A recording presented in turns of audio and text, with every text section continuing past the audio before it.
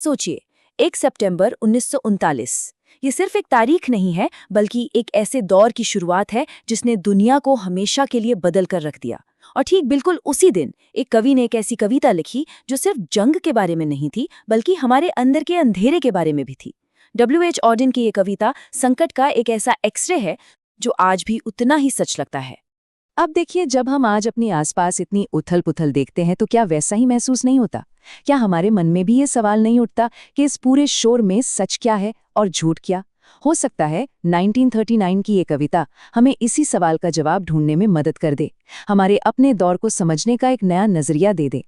तो चलिए एक काम करते हैं, उस रात में वापस चलते हैं। कल्पना कीजिए, न्यूयॉर्क का एक धुंधला सा बार।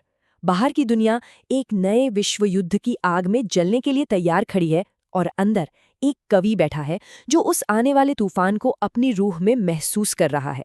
1930 का जो दशक था ना, वो सिर्फ घटनाओं की एक लिस्ट नहीं थी, बल्कि ये तो इंसानियत के गिरने की एक पूरी कहानी थी। एक एक करके उम्मीदें टूट रही थी, नफरत की आग पूरी दुनिया में फैल रही थी, और ये सब उसी एक पल की तरफ बढ़ रहा था जब जर्मनी ने पोलैंड पर हमला किया और दुनिया हमेशा हमेशा के लिए बदल गई। और ऑडेन ने उस माहौल को इन शब्दों में बयां किया है। वो कहते हैं कि एक नीच, बेईमान दशक का अंत हो रहा था और हवा में मौत की एक ऐसी गंध थी जिसे कोई भी नजरअंदाज नहीं कर सकता था। एक ऐसा डर जो हर सांस के साथ अंदर जा रहा था। अब यहाँ पर एक बहुत ही दिलचस्प बात है।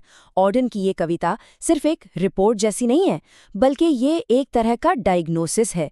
ये हमें उन मानसिक बीमारियों को दिखाती है जो असल में युद्धों को जन्म देती हैं।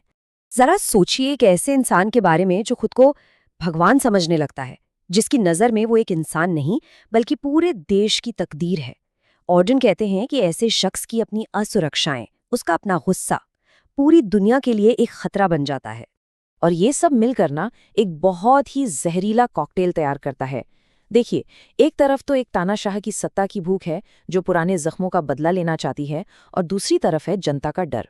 और जब डर और गुस्सा हद से ज्यादा बढ़ जाता है तो लोग सोचना समझना बंद कर देते हैं और हर झूठ को सच मानने लगते हैं।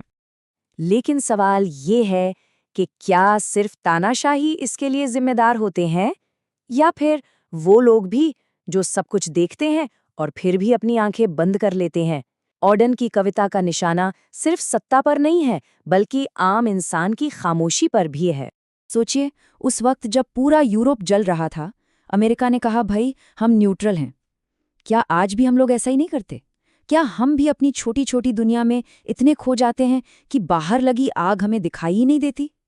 ये सोचना कि हम पर आंच नहीं आएगी, ये एक बहुत ही खतरनाक भ्रम है। कविता में दिखाया गया है कि कैसे लोग बस सब कुछ नॉर्मल रखने की कोशिश करते रहते हैं, कि भाई बत्तियां जलती रहनी चाहिए, संगीत बजता रहना चाहिए। लेकिन असल में हम एक भूते जंगल में खो चुके हैं, बिल्कुल उन बच्चों की तरह जो रात के अंधेरे से डरते हैं और ये जानते ही नहीं कि खतरा कितना करीब आ चुका है। लेकिन इस पूरे अंधेरे में ऑडेन एक रास्ता भी दिखाते हैं, एक ऐसा रास्ता जो शायद हमें बचा सकता है। और यहीं पर कविता अपने सबसे जरूरी और शक्तिशाली संदेश पर पहुंचती है। देखिए, ऑडेन हमारी सबसे बड़ी गलती की तरफ इशारा करते हैं। वो कहते हैं कि हमारी सबसे बड़ी इच्छा ये नहीं होती कि हम सबसे प्यार करें, बल्कि ये होती है कि सिर्फ हमसे प्यार किया जाए। ये जो सिर्फ खुद के लिए प्यार और सुरक्षा की चाहत है ना, यही हमें एक दूसरे से अलग करती है। और इसी वजह से ऑडेन हमें एक बिल्कुल सीधी, साफ और कठोर चेतावनी देते हैं। ये कोई भावुक अपील नहीं है, बल्कि एक कड़वी सच्चाई है। हमारे पास दो ही रास्ते हैं, या तो हम एक दूसरे को अपनी साझा इंसानियत का हिस्सा मानें, या फिर आपसी विनाश के लिए तैयार रहें। तो सवाल उठता है कि हम कर क्या सकते हैं?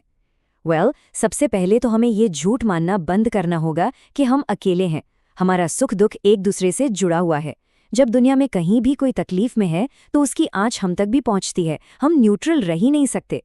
लेकिन कहानी यहाँ खत्म नहीं होती, क्योंकि जैसा कहते हैं ना, हर अंधेरी रात के बाद सुबह होती है। ऑडेन की कविता निराशा पर नहीं, बल्कि एक जिम्मेदार उम्मीद पर खत्म होती है। इसका मतलब सीधा सा है, कितना भी घना अंधेरा क्यों ना हो, कहीं ना कहीं रोशनी की किरण हमेशा होती है। वो लोग जो चुपचाप एक दूसरे का हाथ थामे हुए हैं और सच और न्याय की उम्मीद को जिंदा रखे हुए हैं। तो फिर हमारे पास क्या है? हमारे पास हैं शब्द, हमारी आवाज। वो आवाज जो झूठ के पर्दे को फाड़ सकती है और सच को सबके सामने ला सकती है। ये एक याद दिलाता है कि सच बोलना अपने आप में एक बहुत बड़ी ताकत है। और आखिर में ये कविता हमें इसी एक सवाल के साथ छोड़ जाती है। आज के इस दौर में जब लगता है कि चारों तरफ अंधेरा है, वो कौन सी लौ है जिसे हम जला सकते हैं? सच और इंसानियत को जिंदा रखने में हमारी अपनी भूमिका क्या है? ये एक ऐसा सवाल है जिस पर हम सबको सोचना चाहिए।